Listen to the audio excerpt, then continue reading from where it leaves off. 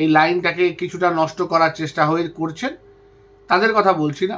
যারা সৎ পথে থেকে মেধার ভিত্তিতে ডাক্তারিকে স্বপ্ন করে, আমাদের জীবনের দুটি স্বপ্ন ছিল জানেন তো, মানে আমি যখন ডাক্তারি পড়তে আসি আমার জীবনে দুটি মানুষ সামনে ছিলেন। একজন হচ্ছেন ডাক্তার বিধানচন্দ্র রায় আর আরেকজন হচ্ছেন ডাক্তার অগ্নিশ্বর মুখার্জি।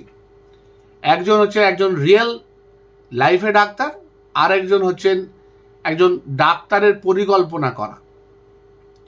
অগ্নিশ্বর বলে যে বিখ্যাত গ্রন্থটি আছে, সেই গ্রন্থের যে অগ্নিশ্বর মুখোপাধ্যায়, যিনি প্রথমে রেলওয়ে সার্ভিসের ডাক্তার ছিলেন ব্রিটিশ আমলে, পরবর্তীকালে যিনি স্বাধীন ভারতের একজন ডাক্তার হন এবং জীবনের শেষ সময়টা গ্রামে থেকে গ্রামের মানুষদের চিকিৎসা করে কাটিয়েছিলেন।